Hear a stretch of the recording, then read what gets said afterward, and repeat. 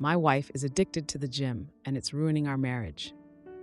OP's wife, female 30, has always been fit, but has been increasingly passionate about working out over the last 1.5 years, returning to a gym she had previously left due to her busy schedule. The gym slowly started taking over her schedule, both weekend days and every weekday pre- and post-work.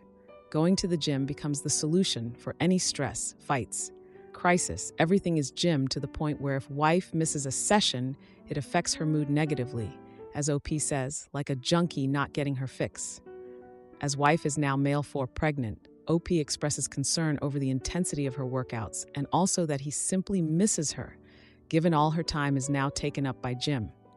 They can't work out together because gym is her time. She won't work out at his gym either. Gym becomes a form of escapism from real life, a compulsion, essentially, and no problemly. Wife is running away from ever really get solved because gym is simply not the solution. Wife seems to think it is. Gym has become so prevalent that family members, friends start making comments on how much time wife and gym spend together. Now for the 10-day update. OP shares that he had originally laughed over comments on his post that speculated about infidelity, but quickly came to discover they were correct. Wife has been sleeping with guy from gym, who she had mentioned to OP countless times as a gym friend. There is confrontation. OP breaks wife's phone. Wife hits OP. OP leaves for a short period of time and returns to wife, who, though remorseful, will not admit to exactly what infidelities she's committed. Update 1 ends with OP feeling guilt for his rage, left with zero answers as to exactly what's going on with wife. Then the next day, wife admits to an affair. She felt bad about it, but not bad enough to not sleep with guy from gym pretty quickly. She might even be in love with him, she doesn't know, or won't say. And there's a chance the child she's currently pregnant with might not be OP's. She'll get a paternity test though. Stellar work, wife. Now for the 10-day update. Guy from gym and wife, who will still be referred to as wife for now, are moving in together. She's not getting the paternity test. OP expresses sadness for her that she just can't be alone or seem to work through her mess on her own. Wife had been with OP since she was 20, and OP theorizes she is codependent. Guy from gym allegedly doesn't care if the baby isn't his. He's happy to play house with OP's wife. Then for the 7-day update, shocker, guy from gym wants a paternity test, so a paternity test they will get. In follow-up comments, OP reveals the results say he is in fact the father. Now for the 15-day update, OP is now conflicted. He has gone from excited to be a father, to not being sure he's going to be a father at all, to now knowing he will be the father of a child born into the disaster that wife has created. There is a small but non-physical confrontation between OP and guy from gym when wife brings him to OP's house to gather things she needs, and OP tells guy from gym to leave or he's gonna punch him. OP and wife have private words upstairs. Wife is just so in love with guy from gym. She can't help it. Predictably, confrontation becomes physical when OP returns to his living room to see guy from gym still standing there despite the warning, and so OP follows through and cold clocks him. Update 5 closes with OP and wife still legally married, but wife dedicated to living with and loving guy from gym. Now for the 25-day update. OP's wife is still pregnant, 26 weeks. OP and wife have agreed that he will be the one in the delivery room when the baby is born, and guy from gym will not be present. Guy from gym has a big problem with this, of course, because having an affair with and housing another man's pregnant wife simply would not be enough. OP prepares to sell the marital house and split the profit. He gets to keep their dog, thank God. Wife's sister shares with OP that wife is already complaining about guy from gym, that he's selfish, hangs out away from home too much, etc., birds of a feather and whatnot. The OP ends the update expressing that he is at least happy his soon-to-be ex-wife is miserable. Now for the 39-day update. I'm still alive. I'm mainly posting here because several people have reached out to me and were concerned that I'd taken my own life. No, I'm not on the brink of ending my life. I think I'm doing better than I have since all of this started. Around the time of my last post, my story blew up and I was getting messages from people who saw it on TikTok and YouTube. I had to take a step back because it was a little overwhelming. I have over 100 unread messages here.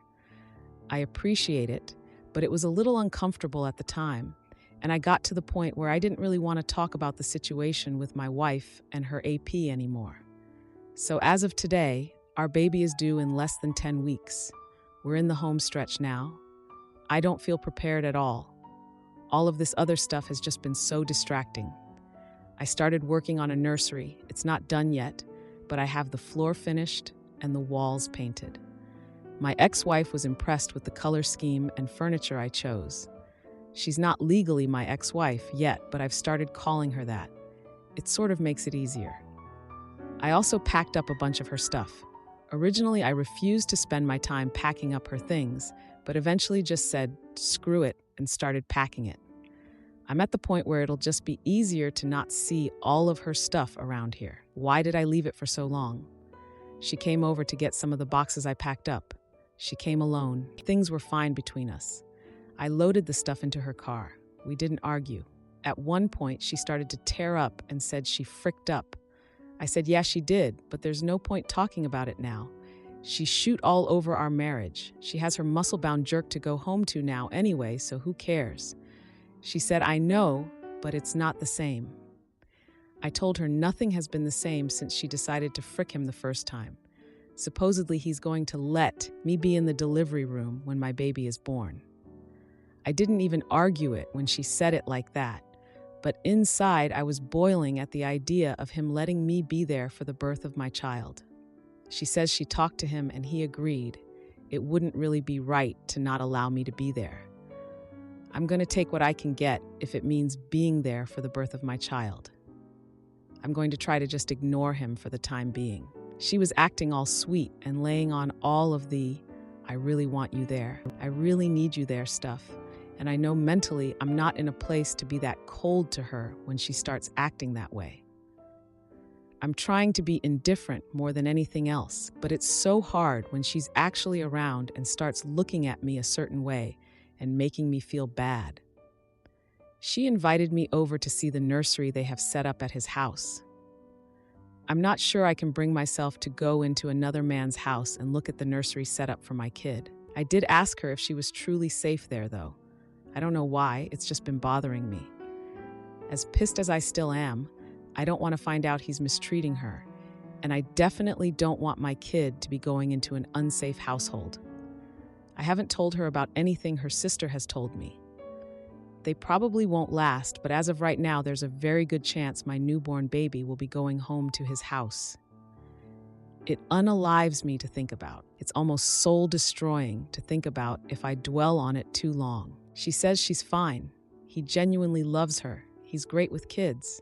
He accepts that she's having a baby and that this is part of the package. She insists it's not weird because she wasn't pregnant when anything started between them. I asked her why she did it. Why did she ever let anything start between them in the first place? She said, I don't know. Then went into, I don't want to talk about this mode, and left pretty soon after. Typical behavior from her, just run away. Overall, I'm doing okay. I'm not sitting here depressed and drinking a bottle of scotch every night anymore. I mean, on occasion, but for the most part, no. I feel more used to my new normal now, and that'll all change yet again pretty soon. Now for a few important comments. There is a draft of a custody plan now, but the court won't approve anything until after the baby is born. Right now she's in agreement, but there's plenty of time for her to change her mind, or for him to convince her to change her mind. She plans to breastfeed, but with agreement that she'll pump, and the baby can drink from a bottle when not with mom. Everything I've read says a baby ideally needs to spend time with each parent frequently, without gaps that are too long in between. And it's best if each parent is feeding, changing, bathing, etc. during their time. At this time, she's in agreement with all of this. I can say that she's not said or done anything to indicate she wants to restrict my time with the baby, other than the whole delivery room thing. She seems to want me to be involved in that respect. I hope she sticks to her word. If not, I will be fighting it through legal means. Now for the update. I have a baby, a little girl. I'm a dad. She was born yesterday at 11:57 p.m., 2 weeks early. As he's done before, she was having some pains off and on, and he left for work yesterday morning. She works from home on Mondays. She told me around 8:30 a.m. she was having contractions 17 minutes apart. The same thing happened not long ago, but then by evening, all the pains stopped. I was at work, so I told her to keep me posted. A little later, she said they were 15 minutes apart and she had some other signs it might be actual labor starting. I asked her if she needed somebody there with her. She said wanted me to come be with her. I didn't even mean to volunteer myself. She was scared. I didn't even ask why she didn't call him. I left work and went over to his house. Uncomfortable doesn't begin to describe it, but there were obviously more important things going on. He wasn't there. She didn't even contact him. She said she just wanted it to be me and her there. In her words, he hadn't seen her pee or shoot herself yet, but I've witnessed all of that stuff already, so she was more comfortable with me there. I really tried to be as nice and supportive as possible. Set the whole thing about her affair, our marriage, everything to the side for a brief time. I don't really know what my purpose was being there, but I think she just needed somebody there so she didn't feel alone. She spent most of the time stretching and doing some sort of yoga labor routine and bouncing on this huge exercise ball. I twiddled my thumbs for the most part and looked through a bunch of his belongings. I was timing the contractions, and they were consistent and slowly did get closer together, so I thought it was probably actually going to happen. It wasn't nearly far enough along to go to the hospital yet, and it was getting close to when he'd get home. I was planning how I'd handle that when she called me into the bathroom to ask her if I thought her water broke. It wasn't like in the movies with this huge gush of water. So he got home, and I was there.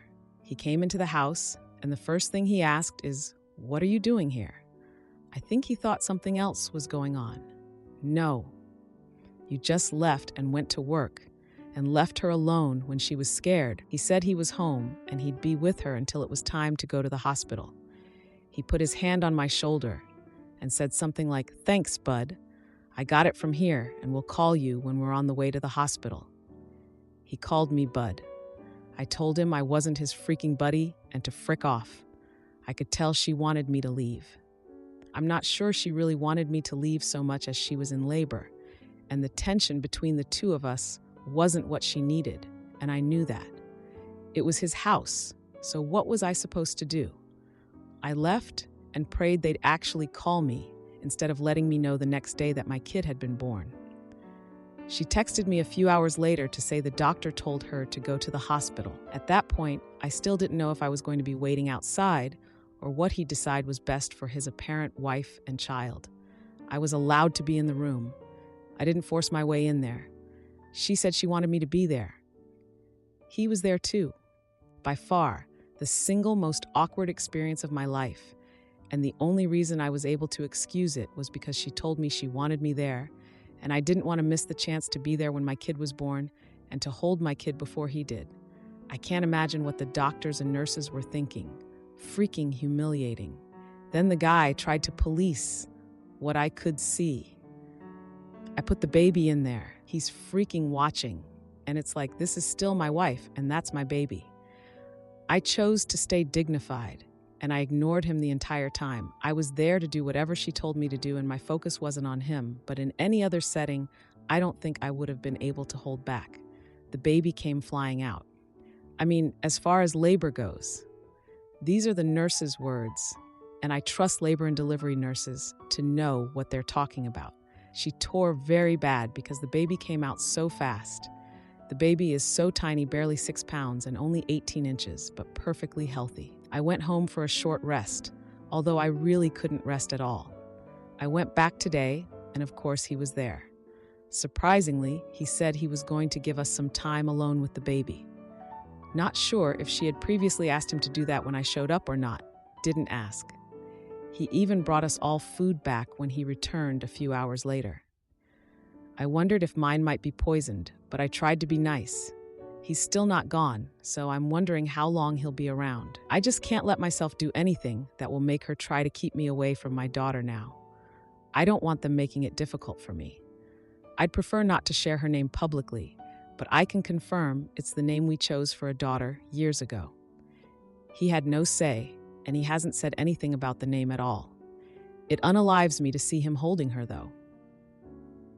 I eventually left because it was just too much sitting there pretending to be like some bizarre threes company. I know I will get my time with her when he's not around. He's already posting them on his social media. I don't know how I'm going to do this, but I'm going to figure it out. I just have to find a way to be the bigger person because I won't let him or their relationship discourage me from being my daughter's dad. I totally get doing anything for your kids now, and if it means having to pretend to get along with him, I will. Now for a life update. Many people have asked for an update on my situation, but I've been pretty busy. There's the baby, plus a week of completely unrelated but never-ending annoying problems. Remember that book, Alexander and the Terrible, Horrible, No Good, Very Bad Day? That's the week I've been having, but I'm not even going to get into it beyond saying I can't even stay at my own house right now due to a giant hole in the wall.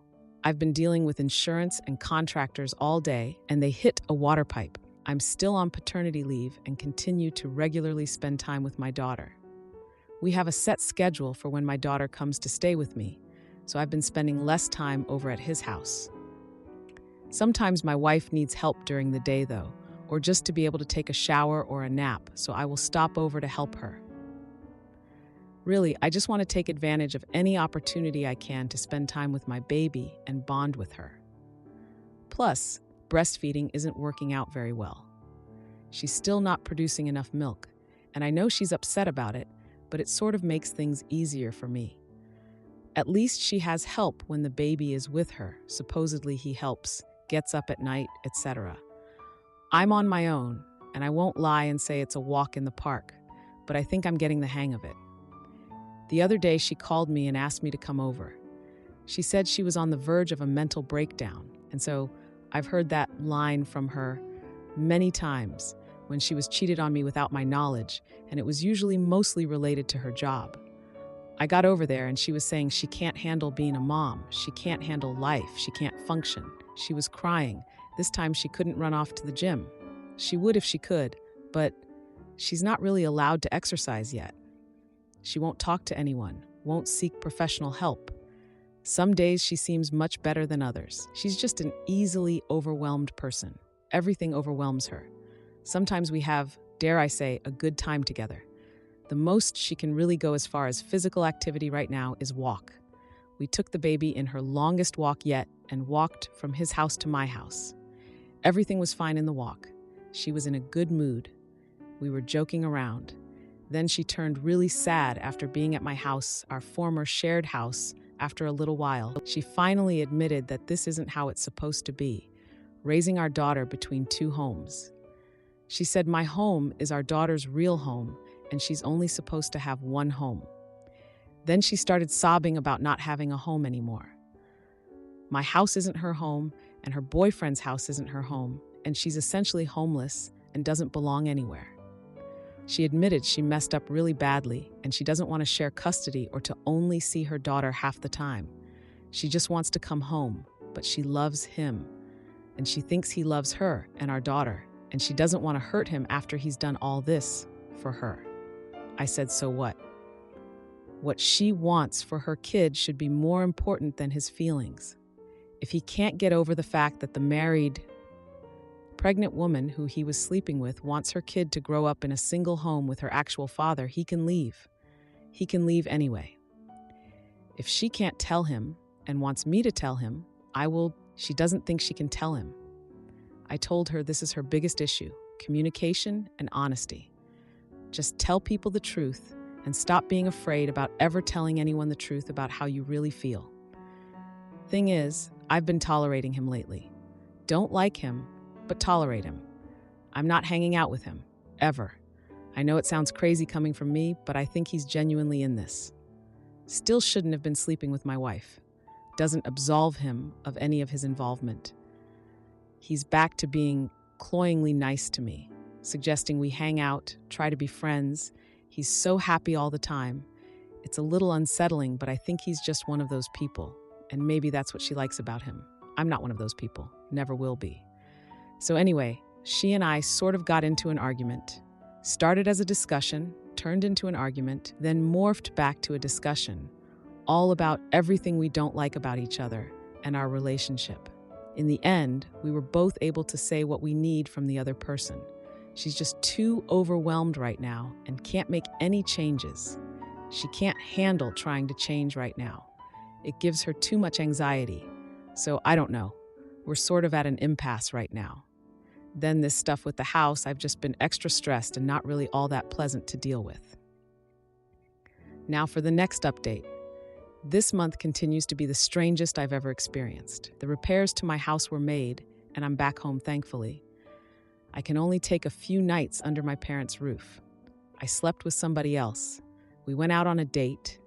I think we both just wanted to have intimacy to say we'd finally gotten over our former spouses. She's the ex-wife of a friend of mine. She and I are actually closer, better friends now than her ex-husband and I. Several people have suggested that we start dating each other. We get along great, and we are on the surface a really good match, but it was too weird for both of us. She's very attractive, very social and fun to be around, and has been incredibly kind to me during this whole ordeal, but I can't see her as more than a friend. I had been intentionally avoiding sleeping with anyone else. I hadn't been with anyone since the last time I slept with my wife. That feels like an eternity ago. For the longest time, I wasn't interested in being with other women. Then, it sort of morphed into my way of feeling morally superior to her. I was going to hold out and not pursue anything until after we were divorced. It's pretty pointless and childish. Just a dumb way to make myself feel better and to be able to say I never cheated. I still don't feel like I cheated. There is no marriage anymore. Within hours of this happening, I started getting texts from my wife saying she decided she wants to come home. It's like she had some sort of sixth sense. She was saying she was ready. Would I come help her? I called her and told her I don't want her to come home and to be in a relationship again. She doesn't get to just decide that's what's going to happen. She then started to say, "Oh, I know. I just meant move back in." I told her I didn't really believe her and felt like she was just jerking me around again. She said she thought our conversation the other day had gone so well and that she thought we seemed to be at a place where we could really work on fixing everything. But until then, she could live in another room. She said she was completely serious about it and she wants our daughter to be in one home. I feel so mixed about everything, but ultimately I want my daughter living in my house 24/7 and I don't want another man helping to raise her.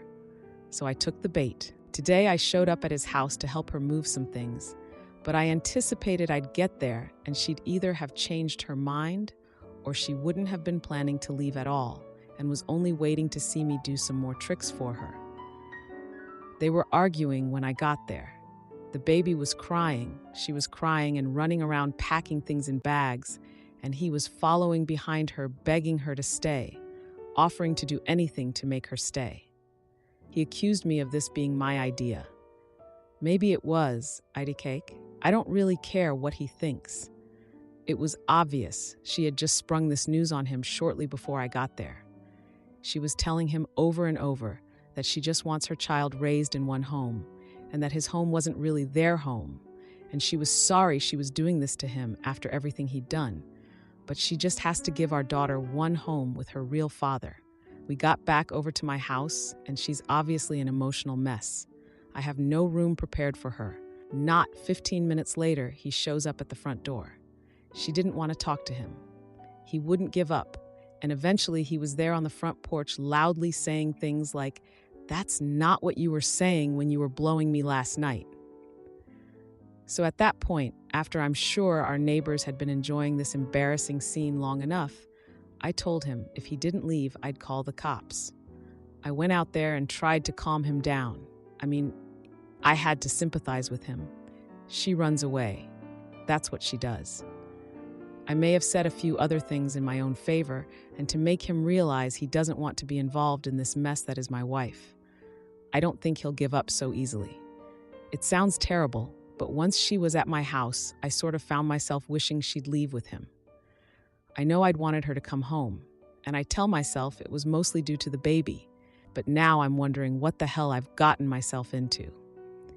She said, I didn't really blow him last night. I haven't done anything with him since she was born. I've only been thinking about you. I told her, yeah, right. You expect me to believe it, even if it's true. What on earth makes you think I'd ever believe anything that you say? Then, out of spite, I told her I slept with somebody else. I know I only told her to hurt her, and I feel bad about it now. She immediately demanded to know who. I told her it wasn't her business. She claims it is her business because we're still married. Nope, I'm not sharing. So now we're awkwardly existing. I don't have much faith that she's going to stay here. I think she'll be back at his place within the week. I've told her that he's not allowed over here. He has no business being here. And if we're raising our daughter in the same house together, then she can't just run off to his house to be with him whenever she feels like it. It won't work that way. She says she knows, and she wants me to want to be with her again, and she'll prove to me she can be a good partner. She tried to kiss me, and I rejected her. She's upset. She's taking a nap now. I feel like I've dug myself into a very deep hole now. Now for the next part. I don't really have an update, but I'm mainly making this post because I've received a ton of comments on my previous post, and it's gotten too big to really follow anymore. When I get a notification that somebody has responded to my post or comment, I click on it and it should take me directly to the person's comment, but it doesn't. So I have to scroll through all of the comments to find the one I want to respond to. I don't have time to scroll through 800 comments. I don't respond to some comments by choice. I get it. Many people think I'm a doormat and need to grow a spine. What can I really say? We can trade places, and you can tell me how easy it is to navigate this, and then we'll talk. I did plan to divorce her. The papers are ready. I admit that I have stalled in having her served. I can't put into words why. The lawyer wanted to do it back in July 29th, and I told him I needed more time. I'm kind of embarrassed by my hesitation. But this is my life, and it's very easy for completely uninvolved bystanders to advocate for divorce and all sorts of unrealistic things, like getting sole custody of my daughter. If I needed to take on sole custody, you bet I would. My wife isn't crazy, and I get that you all have a very bad perception of her. I've created that perception. Well, I didn't create that image, I've simply shared the truth about her actions. So she's created that image. That's all anyone reading my post knows about her. Nothing good. She does have some good qualities, and believe me, I didn't want to let myself remember or acknowledge any of them for a long time. She's done horrible things, hurtful things, incredibly selfish things. She is an emotional person. She's a highly stressed, anxious person who tends to live on by the whims of her emotions. I'm not saying it's not tiring and frustrating at times, or even most of the time, but I'm telling you that she's not crazy. She's not an immediate danger to the safety of our baby. She's not doing anything that's going to make a court give me full custody.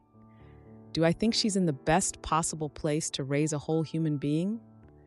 No, either am I, but she has a lot of work to do, and I know that. We weren't planning to have a baby when she got pregnant. I would not have purposely conceived a baby at that time because she was sort of already a mess prior to finding out she was pregnant. But there's a difference between that and being legitimately unstable to the point of not being able to tend to the basic needs of her child. She's doing that. She actually seems less of a mess and less anxious than she was a year ago this time, when she was having her weekly meltdowns. She also owns our home along with me. Sure, I've always paid the mortgage, but the courts don't really care who's been paying the mortgage when the house is in both of our names. I can't just kick her out. We had planned to sell the house and split the proceeds. Honestly, it seemed like the easiest and quickest solution.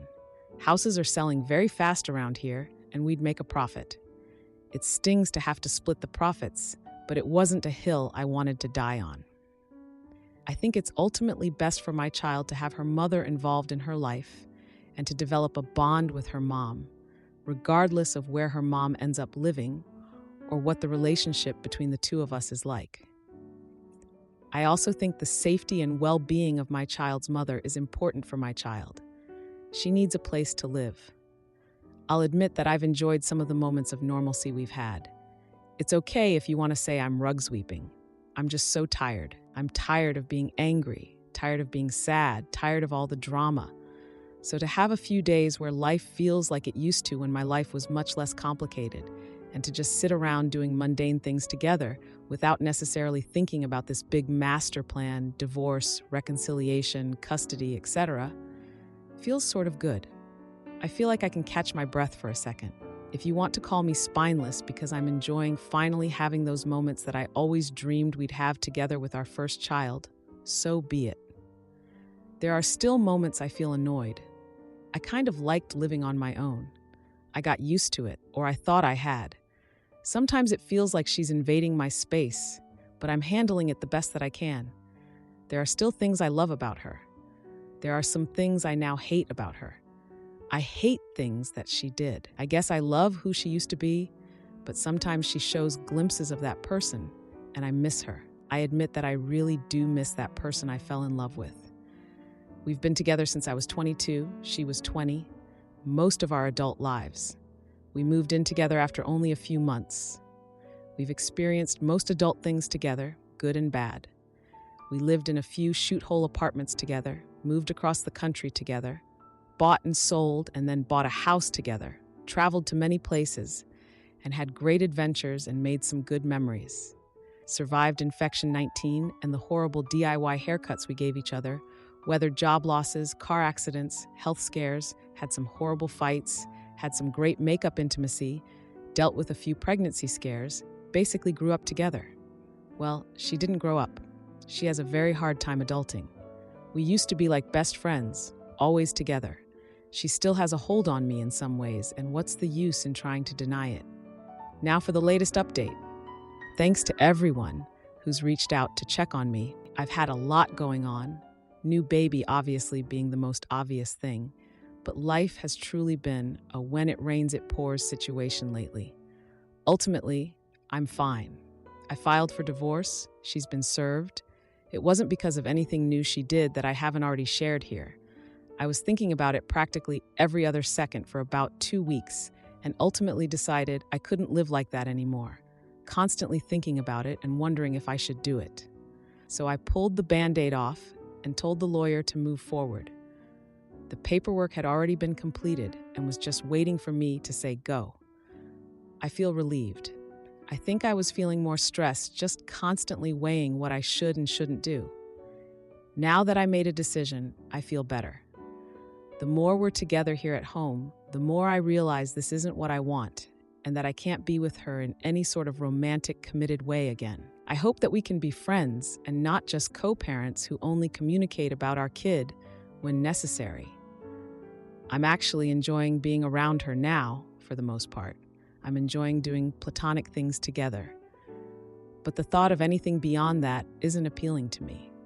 I love her as the person I used to be married to, and I love and respect her as the mother of my children, but I don't love her in the same way I used to, and I don't think I can ever get over everything she's done. I don't want to be in a relationship where I'm filled with resentment and mistrust for the rest of my life. Plus, the longer she was here, the more reminders I got of the other issues in our relationship that I guess I was able to sort of brush aside before her affair came to light.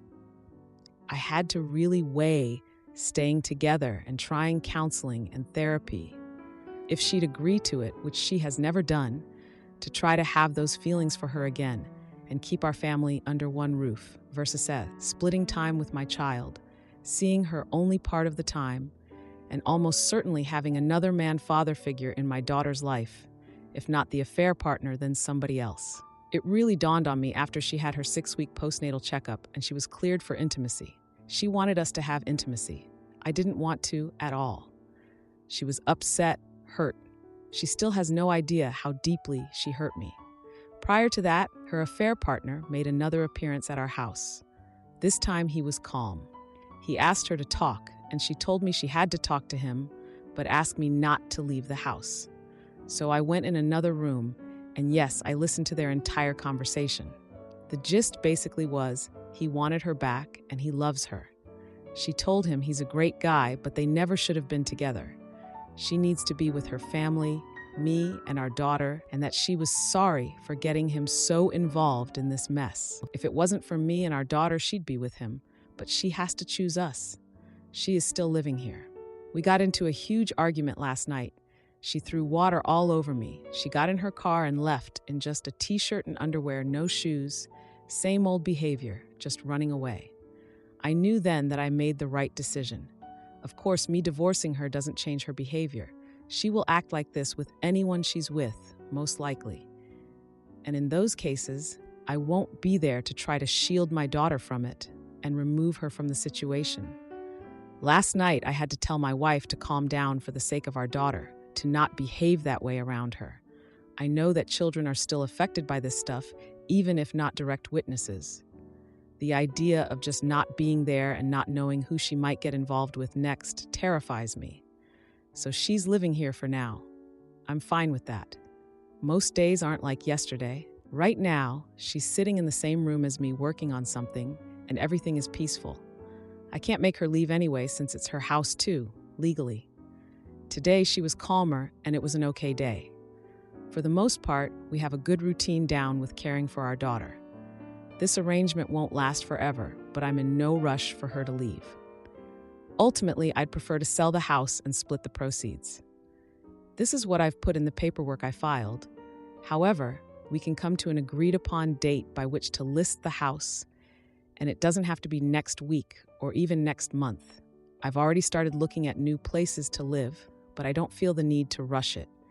I'm tired of just having so much going on, so much on my plate to think about and worry about. I'd just like to relax for a damn second.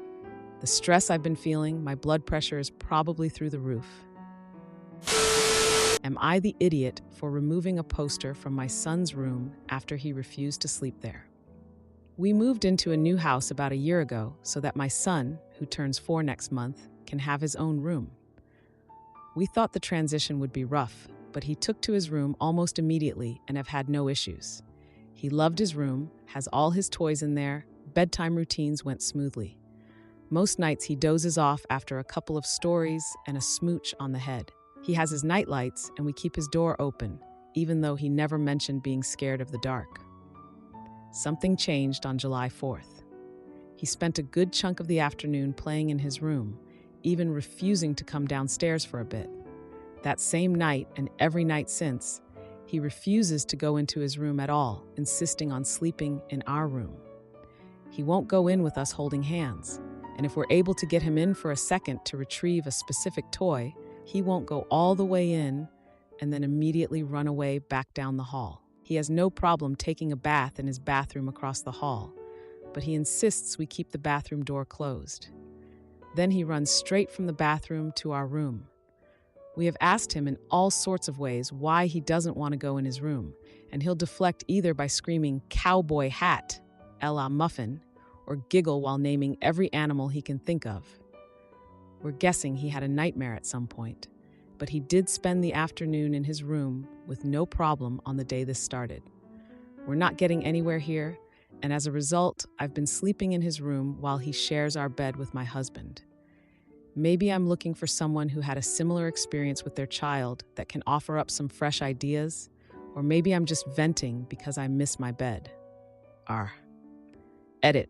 Thank you so much for all of your great responses, ideas, and stories. I think I may have cracked the case here, but now I have to figure out how to go about it. I was just grabbing something in his room around 3 p.m. today and heard what was definitely an animal scurrying on the roof, probably a squirrel.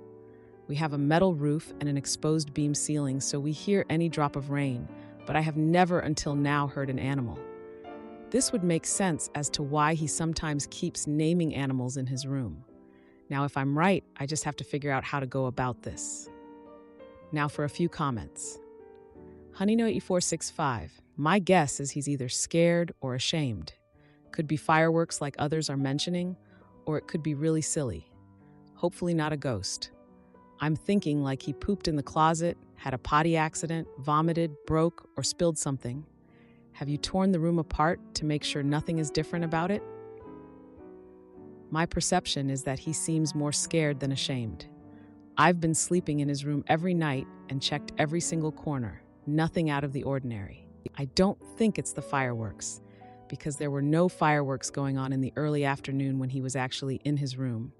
And either way, he enjoys fireworks so much. We stayed outside all evening and watching them in both the front and back of the house. I've kept his room as normal and welcoming as possible, especially when he's taking a bath. He might crane his head around the corner to get a peek of his room, but ultimately turn and run. We managed a few times to get him to walk a few steps in and grab a specific toy he wanted, but then he bolted. Now for the 19 days later update. After exactly 1 month, I finally figured it out. I've been busy, but wanted to update because I still am so stoked he's back in his room. A few days ago, I got my son to acknowledge a couple of his toys from the doorway, and he stepped in a little bit with encouragement. I then took the opportunity to point at objects in his room, and he had a huge reaction to a Marvel poster that had been hanging over his bed since we moved in a year ago. He ran to our bedroom and hid under our covers, so I took it off the wall and walked it through the hallway. I stopped at our room for confirmation, and he freaked out when he saw I was holding it. I told him that it's going in the garbage and he's never going to see it ever again. I hid it downstairs for later disposal, came back upstairs, and told him it was gone. He leapt out of our bed and hurried down the hall to his room and jumped in excitement that evil face is gone. He then screamed in excitement about his Mario Kart bed, tossed my pillow off, threw his Mario pillow on, and tucked himself in. I was so ecstatic I danced around with him the rest of the night singing, "No More Evil Face." We played with all the toys he missed. He slept in his room that night and has since been spending even more time in his room playing by himself. He brings up nightly that evil face is gone and his room is fun.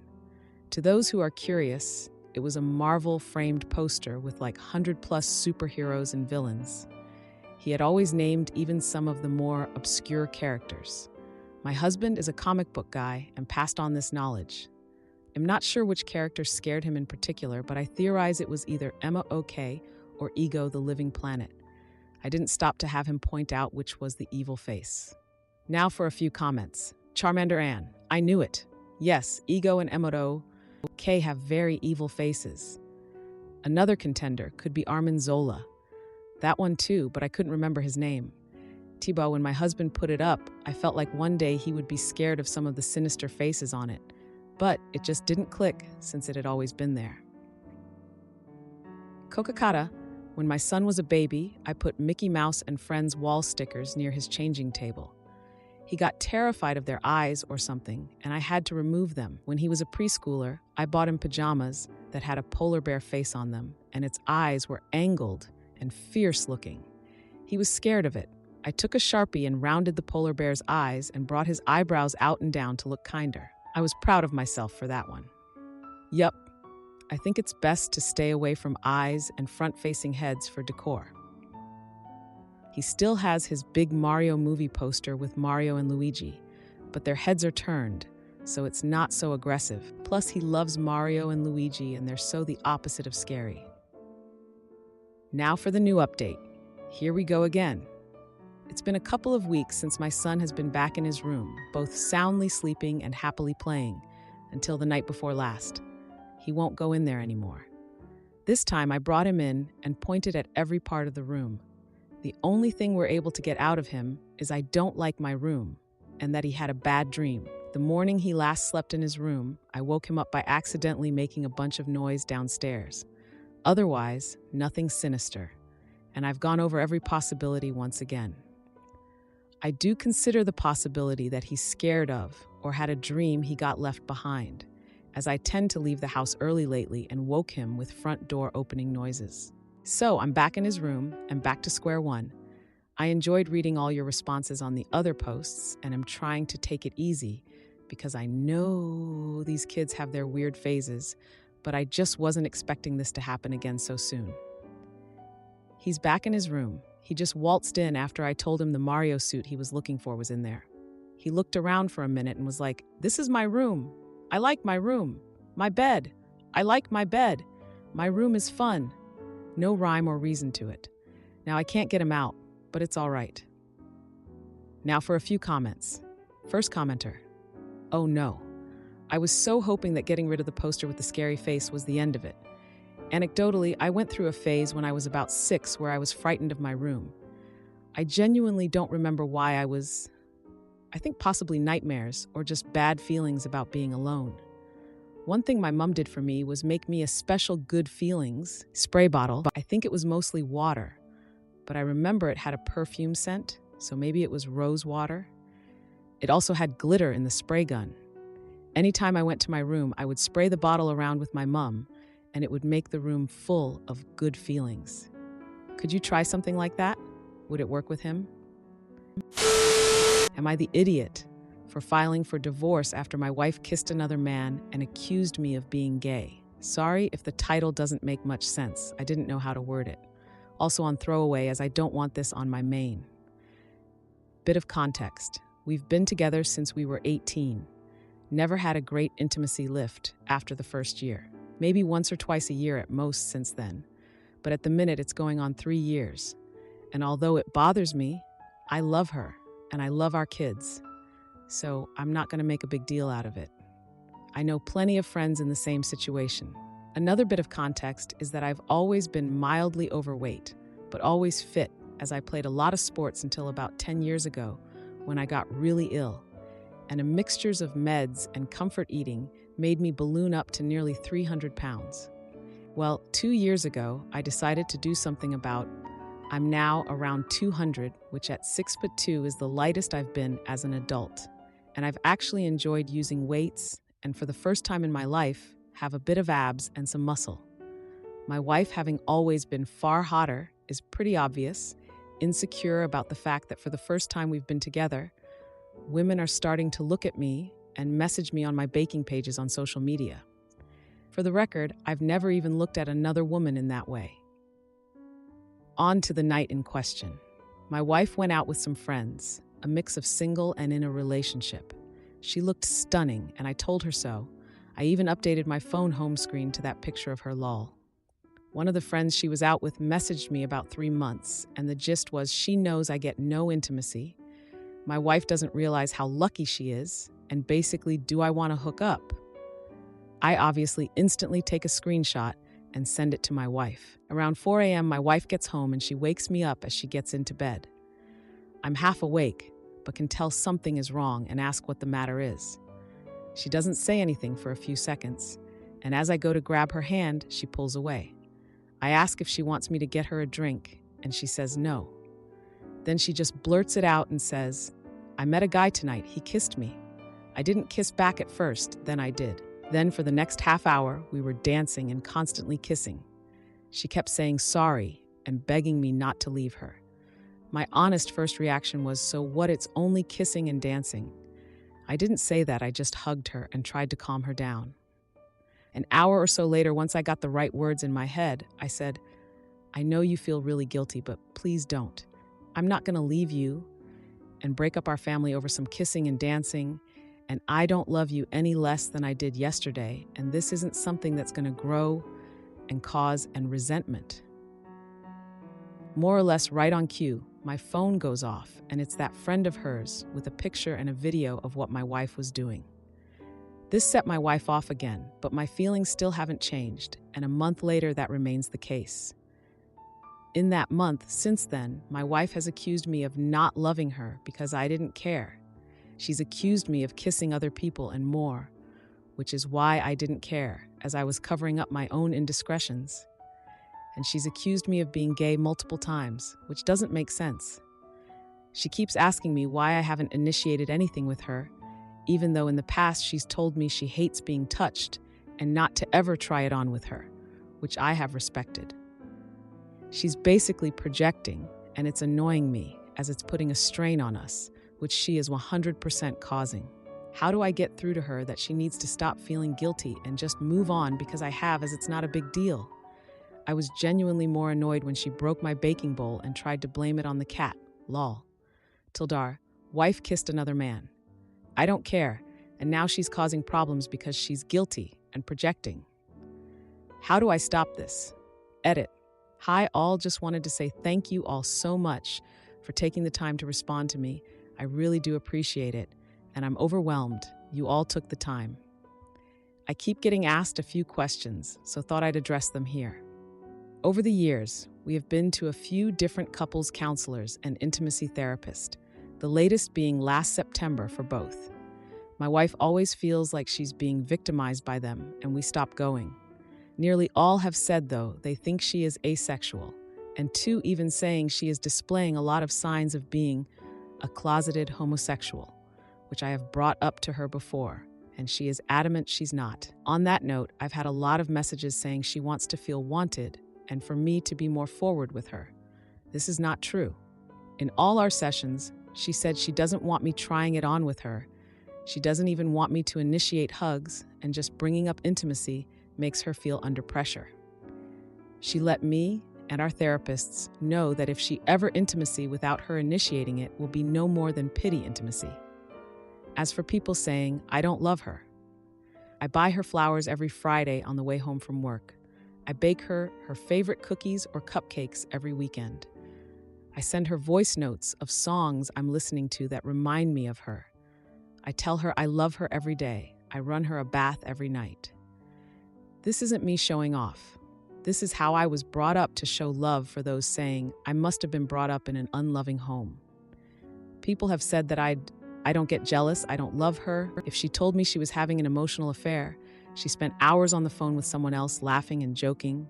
She snuggled on a sofa, eating chocolates and watching TV with someone, etc., I'd be devastated. A dance and a kiss isn't a big deal to me and not even close to divorce. Thank you all again for reading. XX. Second edit. Sorry for these. It's 7 a.m. in the morning here now, the day after I posted this. Been talking to my wife since 6 and said she's got a week to agree to go back to couples counseling, and she's got to stick it out this time and not just accuse them of taking sides and refuse to go back. She said no. She said they all bully her and make her out to be the bad guy. She said I went back on my word that I forgive her and won't resent her. I said this isn't about the kiss, it's about her reaction since the kiss, and that it feels like she's purposely trying to drive me away and make me leave her. She just got up and stormed out the room. She then got dressed and said she's going out until I go to work. Now for a few important comments. Commenter: she's trying to sabotage the relationship and she's getting mad that you won't let her. Then OP replied, that's the conclusions I'm heartbreakingly coming to. This hurts infinitely more than seeing her kiss someone else. Did it ever occur to you that she wants you to be jealous and to fight for her? Blowing it off and being nonchalant about it makes feel like you don't care about other men hitting on her. All she wants is for you to get jealous about what happened because if you don't, it's going to escalate from kissing to an affair, just to get your attention and reaction. Then OP replied, well, if she's playing them sort of games, then I will leave her. That's what teenagers do, not adults in their 40s. Now for the post. Commenter: others have said the same, but you both need to have a grown-up conversation to understand what is really going on here. Is the relationship working? Do you both remain committed? And do you see a future together? If so, couples counseling is the only way to go. You can't fix it here. If not, then divorce. Do it as kindly as possible, but do it quickly. No point dragging something out which is destined to fail. I'm happy to spend the rest of my life with her. I love her and my kids and the life we have. Would I like more intimacy? Yes, but we've been to the doctors, we've been to intimacy counselors, and they've found no problems. It's just who she is, and I'm happy to live with that if it means I get to be with her and the kids. First, her friend who has the hots for you is in her ear. Second, maybe you need to take a look at your relationship and rekindle the romance. Maybe that's what she needs.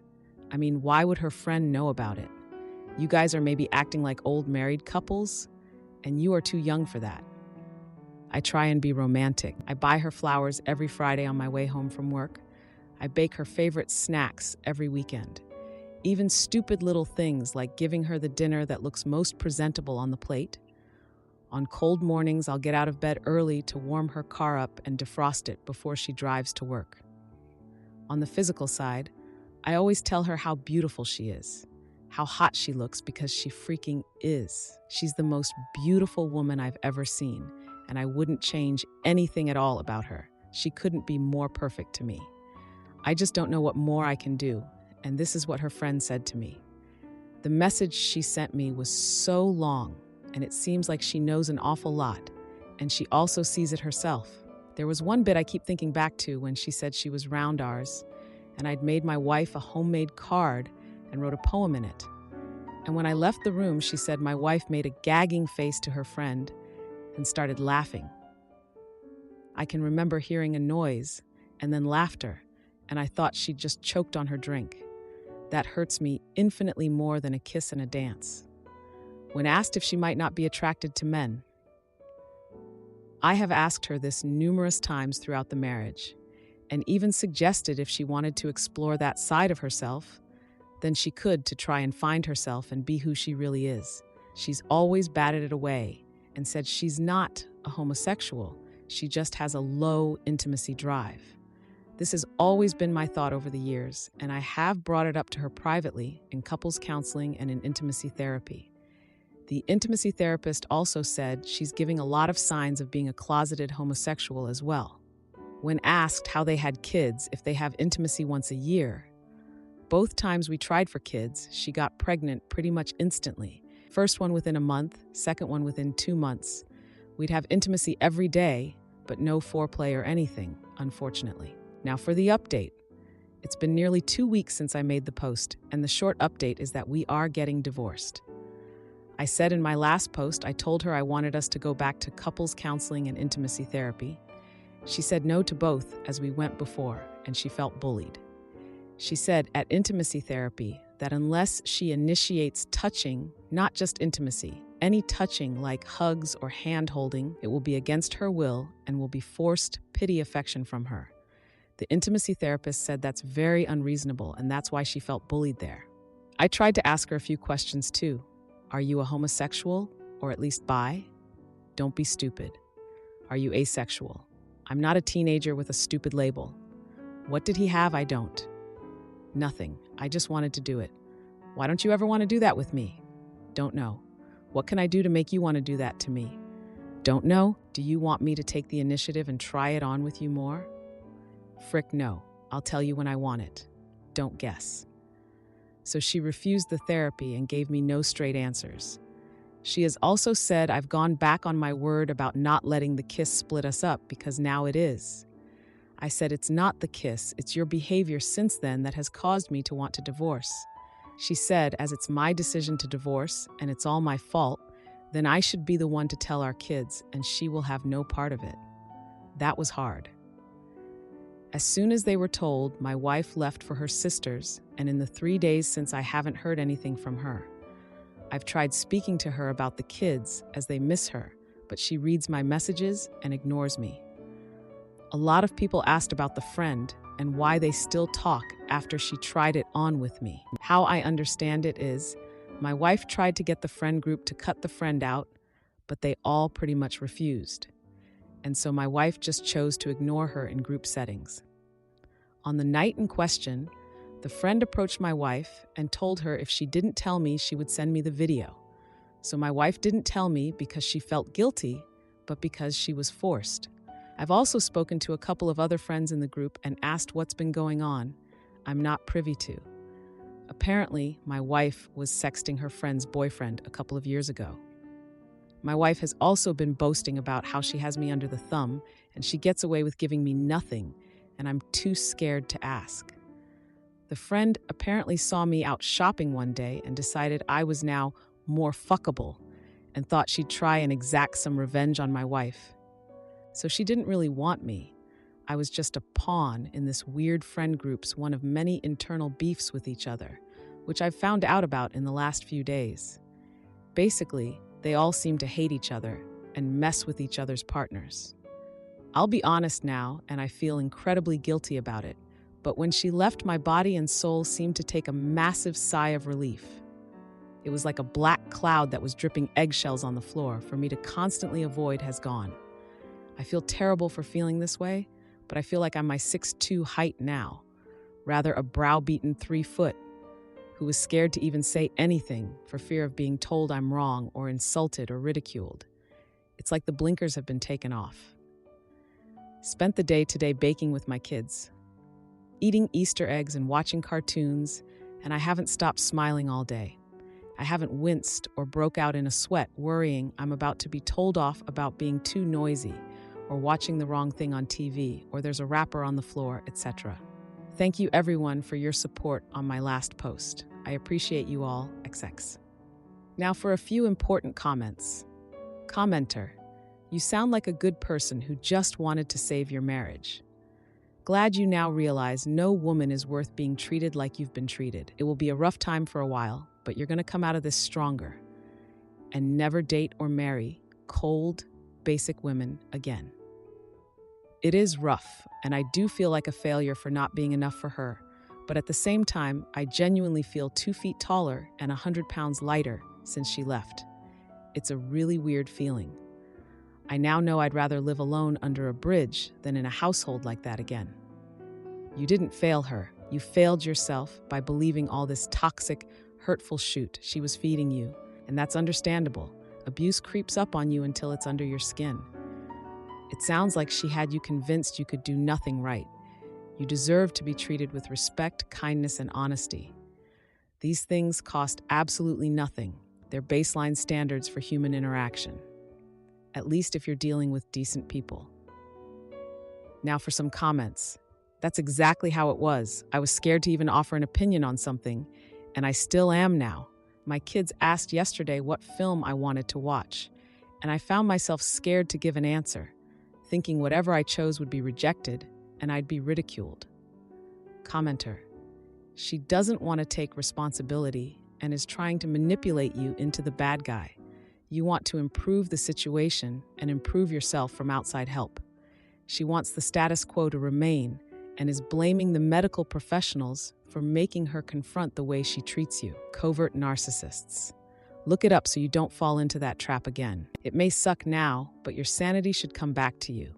You've been living in her mind games for a long time. She is 100% making me the bad guy.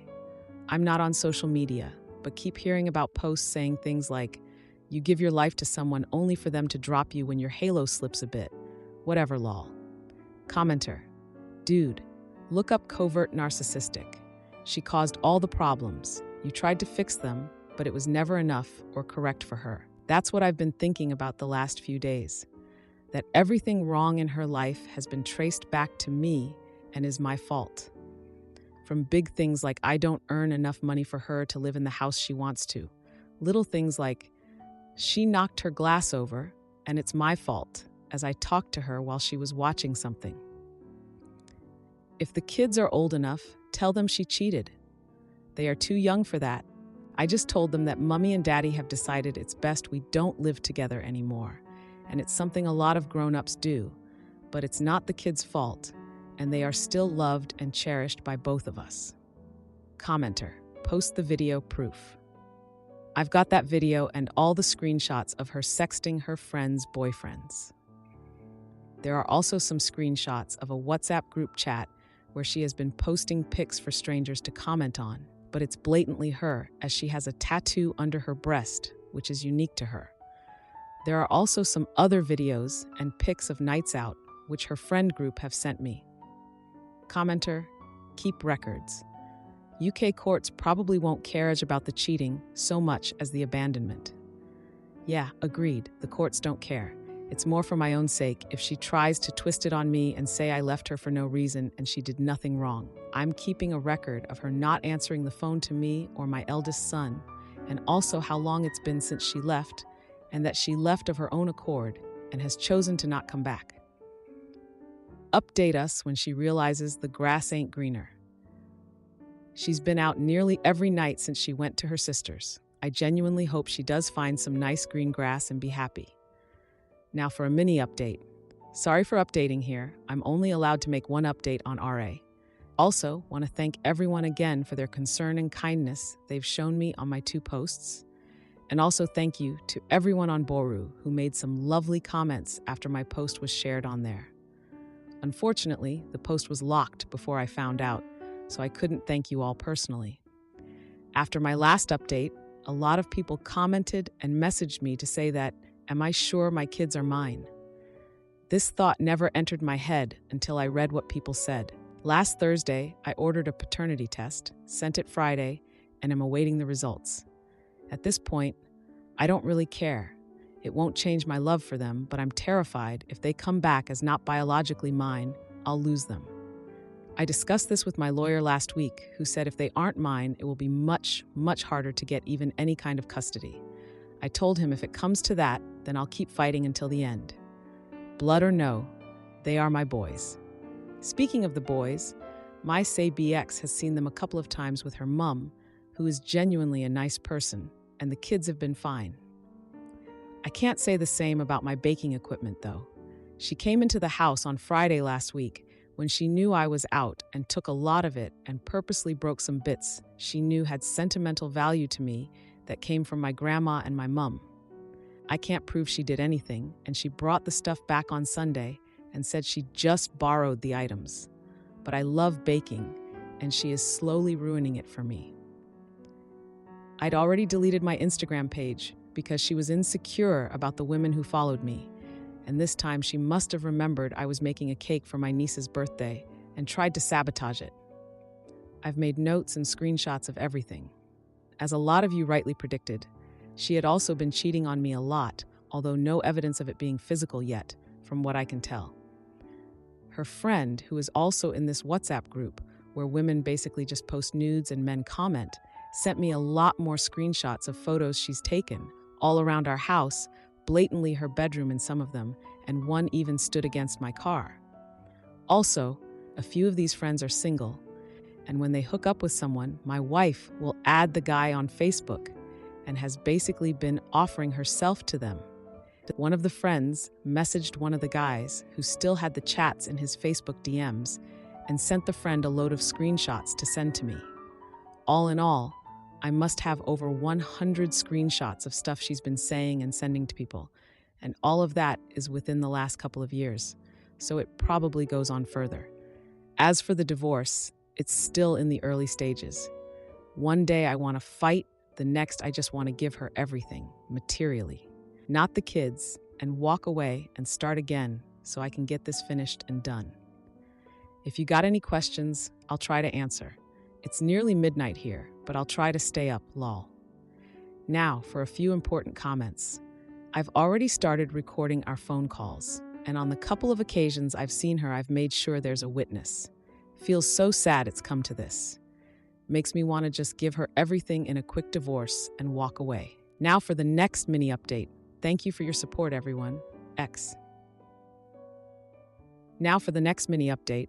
First night I've had to myself in maybe 20 odd years, and I didn't know what to do. I thought about getting someone round so I could finally have some physical interaction. Instead, I just sat on my own and drank for the first time in years too. Sorry for the boring post, I'm just lonely and wanted some affection. Now for a few important comments. Thank you.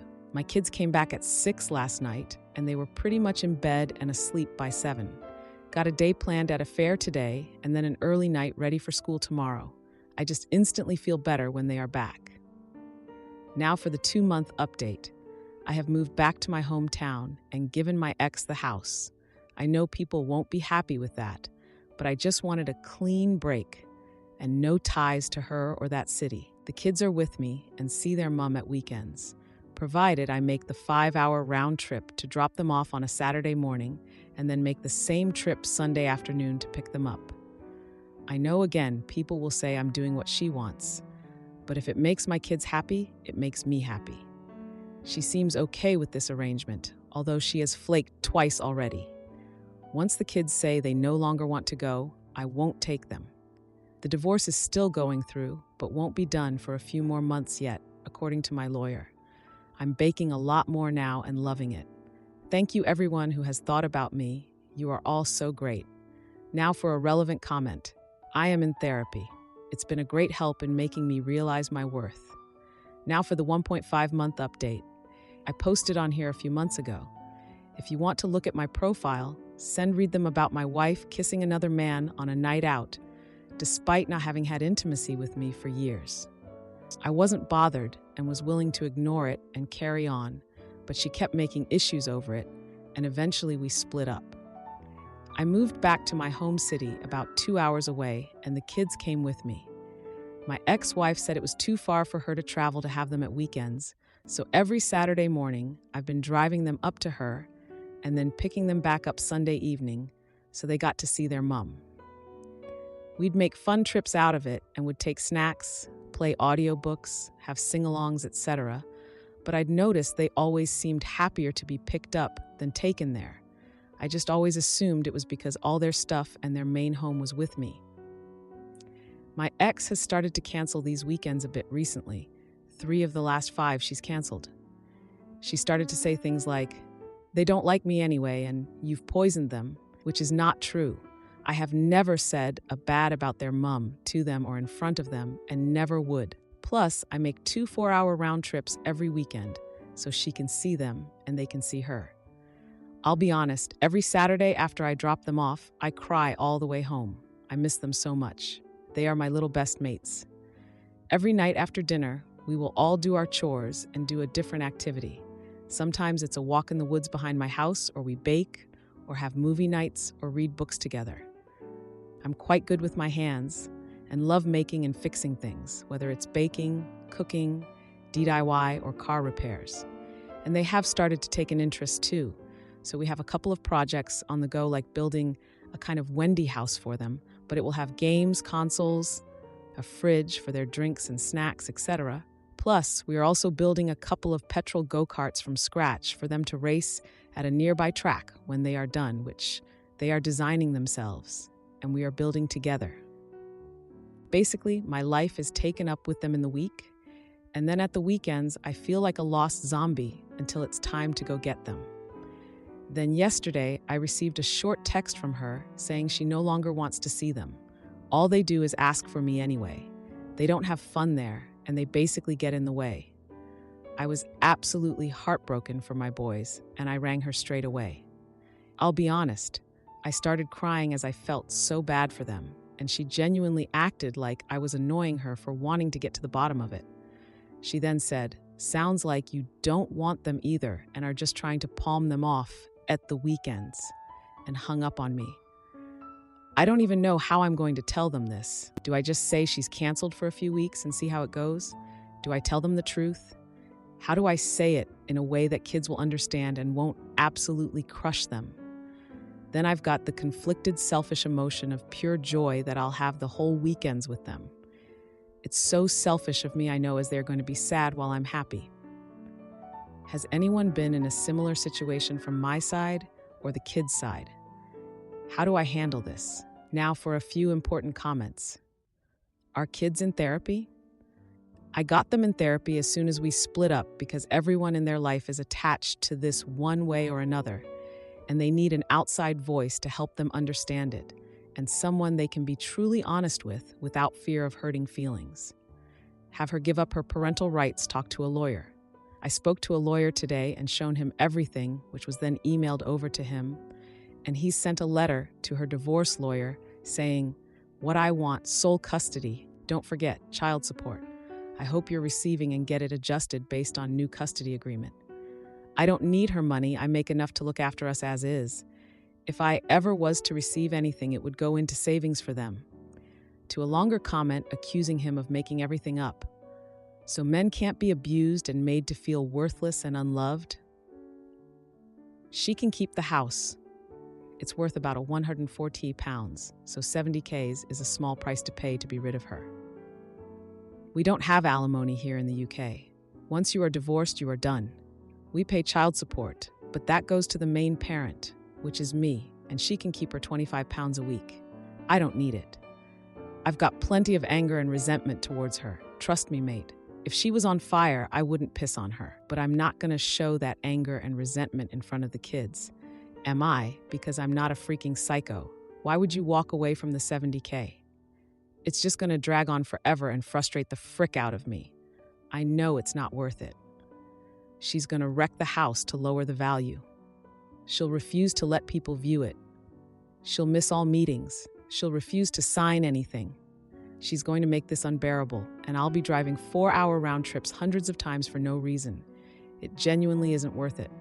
She will make my life a living hell and would rather walk away with nothing than me walk away with something. Now, for the almost 1-month update. Quick recap. Split up with my wife a few months ago after she cheated on me on a night out. I was willing to stay, but she got upset. I wasn't more upset, and I had enough and left. I moved 2 hours away to my hometown and let her have the house. Our 2 sons came with me. I drive them to and from her house every weekend to see them. But she started canceling, and then one day texted me saying she no longer wants to see them and is happy to give them up in the divorce. So as far as her giving up her rights as parent, it's a lot harder than I thought. Both my lawyer and hers have told me that it's hard to do this in the UK, and neither of them have seen a judge allow it unless there is a physical or intimacy chance of harm to the children. However, they have both also said they've never presented a case like this to a judge where both parties agree to it fully. They've drafted an agreement where we both agree to my ex-wife no longer have responsibilities towards my children, including financially. Let's see what happens with that, just waiting now to get a court date, but they said that can be months away. On to the hardest part, telling my kids. I'll be honest, I haven't. The first couple of weeks, I just said Mum had canceled again when they asked, and the eldest in particular seemed pretty relieved at this both times, and last weekend they didn't even ask. It's been over a month now since they've seen her. The eldest has also told me that he doesn't like going there anyway, as all she does is sleep and shout. He also told me the other day he prefers his new house and he feels more relaxed. I feel terrible, as I was obviously missing signs before that he wasn't fully happy when we were together as a family. At least he's more comfortable now. I had a bit of a wobble last night with my youngest, though. He was watching Land Before Time, and then he started saying he misses his mum, and then started crying. It was full-blown tears and breaking down, and it was awful to see.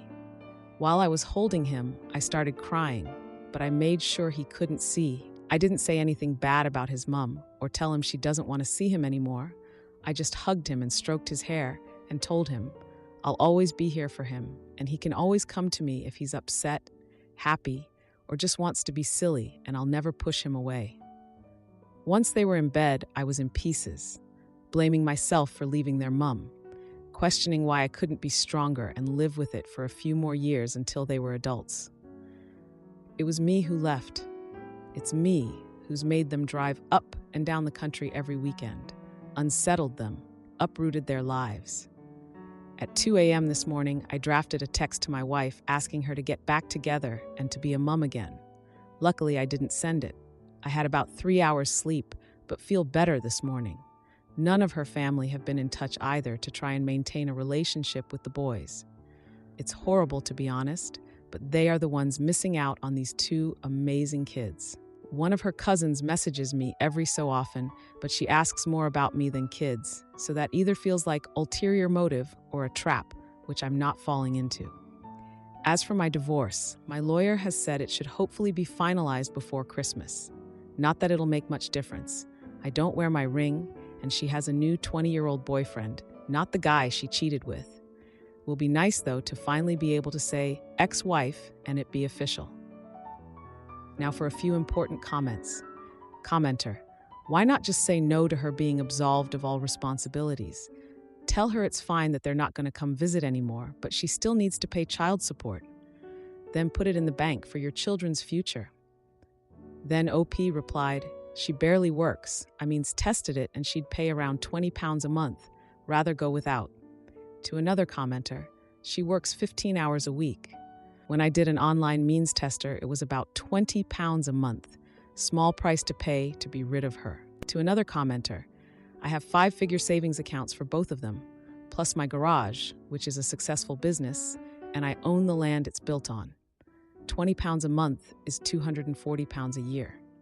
I can make that in a morning on a side job on a car. I'd rather do that once a year than have to ever have a reason to talk to her again. Don't worry about them seeing you cry. OP replied, they've seen me cry before, I just didn't want him to think it was his fault. I was crying. Were there signs she was like this? Is it possible this is a mental health issue? Or was she always like this and dismissive? OP replied, looking back, she was always dismissive of me. Can count on my hands how many times we've had intimacy in the last 15 years.